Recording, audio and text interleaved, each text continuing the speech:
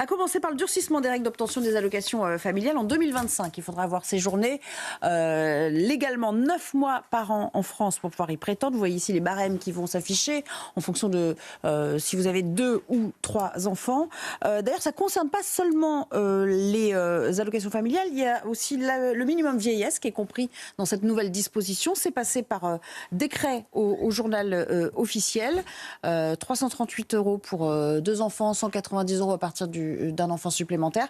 Bonjour Jean-Philippe Delsol, merci d'être avec nous cet après-midi. Vous êtes avocat fiscaliste. Vous connaissez bien évidemment toutes ces affaires de fraude sociale. Question simple, est-ce que l'allongement de la durée de présence peut être une manière de pallier, en tout cas de combler cette fraude sociale, ou c'est une sorte de gadget à visée communicative?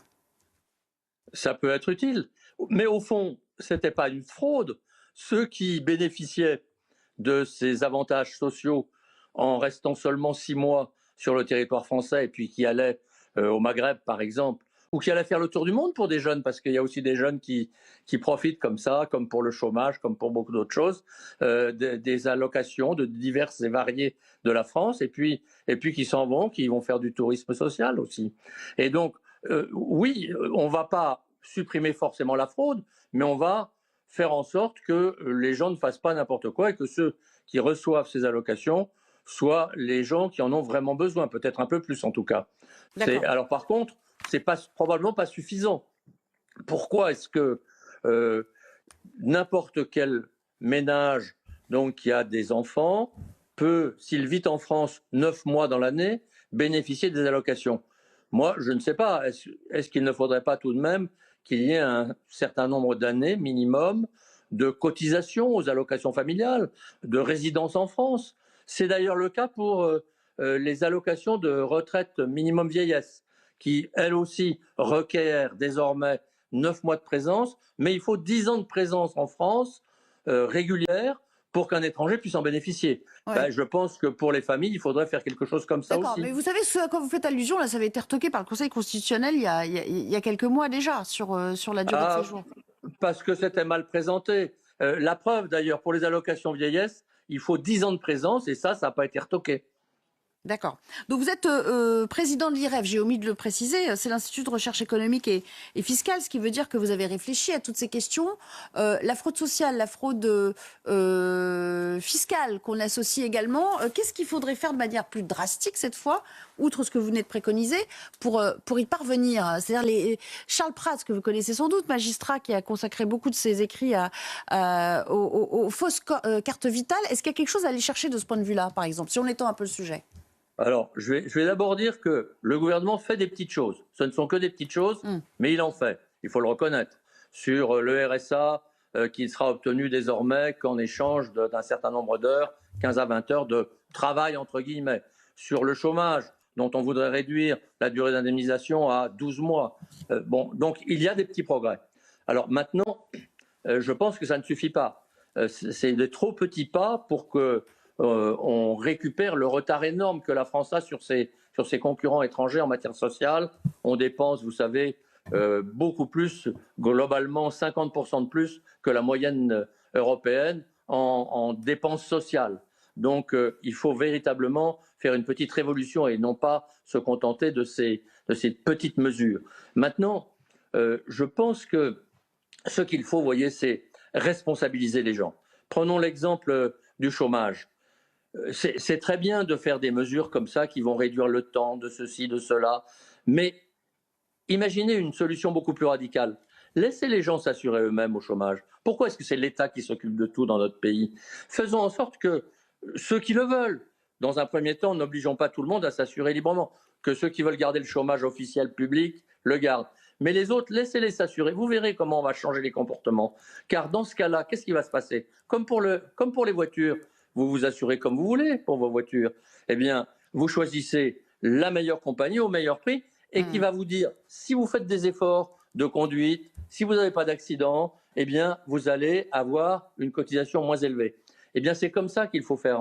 Il faut Oui, un système de bonus-malus, quoi, étendu à plusieurs domaines. Mais pourquoi pas? Okay. Alors, bien sûr, c'est une vision très libérale. Hein. On va voir Jean-Philippe Delsold si elle est partagée sur ce plateau. Est-ce qu'il faut se prendre en main au point de dire oui ou non je cotise?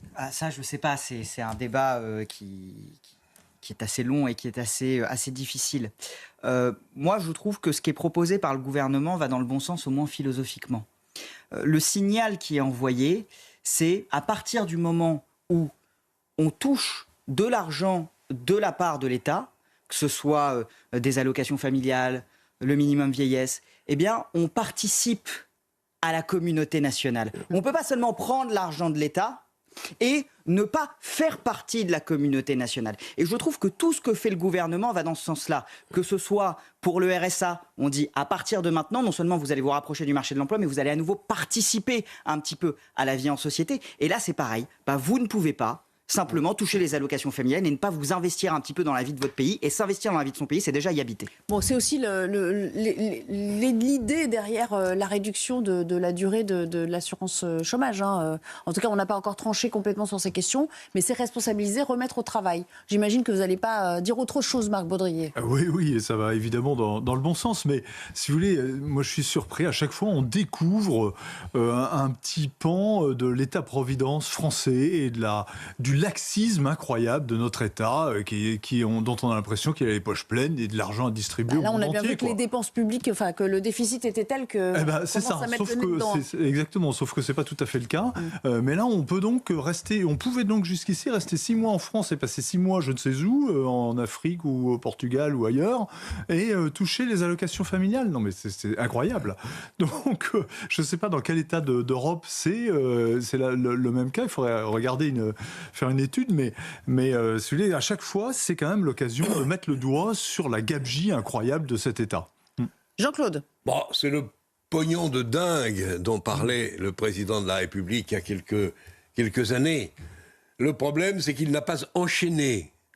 C'est-à-dire qu'on a continué à dépenser dans le domaine social, ça va sans dire. Je ne sais même plus quel est le bon chiffre, si c'est 400 ou 700 milliards par an. Si on compte les retraites ou si on ne les compte pas, peut-être que M. Delsold pourra me corriger. Mais c'est vrai que ce qui est décidé à l'heure actuelle par l'Élysée, alors peut-être que les élections européennes ont quelque chose à voir avec ces demi ou quarts de décisions qui sont prises. Bon, 9 mois au lieu de 6, évidemment, on est dans la bonne direction, mais il aurait fallu peut-être aller fortement au-delà de cette limite pour que ça ait un sens. Maintenant, je pense que le président de la République est globalement tétanisé par l'ampleur des déficits qui sont les siens, qui vont lui coller à la peau pendant les années qui viennent. Et je pense qu'il n'a pas eu le courage de se dire il faut réformer en profondeur cet État et ce système parce qu'il n'est plus finançable autrement que par l'emprunt. Donc, voilà, il y a de quoi. Je dis toujours la même chose. Dernière question quand même, Jean-Philippe Delsold, parce que vous êtes au sens large quand même économiste. Si on s'attelle, même en s'attelant à toutes ces réformes, est-ce qu'on va pouvoir réduire le déficit budgétaire tel qu'on le connaît? Est-ce qu'il faut aller plus loin? Est-ce que, pour reprendre quand même une interrogation de beaucoup de Français, on va pouvoir se permettre de ne pas augmenter les impôts? Écoutez, si on s'attaque vraiment à ces problèmes, on pourra y arriver. Vous avez parlé, l'un de vous, des retraites à très juste titre, car c'est le plus gros problème. Les retraites en France, je vous donne des chiffres en grosse masse, 360 milliards de dépenses par an pour les retraites. On est l'un des pays qui dépense le plus pour les retraites. Et pourtant, pas l'un des pays où les retraites sont les plus importantes. Eh oui. Mais sur ces 360 milliards, il y a environ 125 milliards qui ne sont pas payés par les cotisations. C'est-à-dire qu'ils sont payés en fait par le contribuable, par l'État qui abonde sous des prétextes plus ou moins fallacieux, occultes. C'est un véritable mensonge, ce système de retraite. Il est fondé sur le mensonge. Et au fond, il faut entreprendre des vraies réformes, pas celles que Macron a engagées, qui sont des fausses réformes. C'est des colmatages. Mais il faut véritablement transformer nos retraites progressivement et faisons-le le plus tôt possible parce que ce sera long. Donc il faut le faire, probablement avec une part significative de capitalisation, un système de répartition de solidarité qui reste. Voilà des réformes qui permettraient de combler le déficit français. Une méthode bien américaine, dites-moi, ça tombe bien. Merci beaucoup Jean-Philippe Dasson. Je me permets ce petit trait d'humour pour finir et pour enchaîner avec le sujet qui suit, parce qu'on va partir outre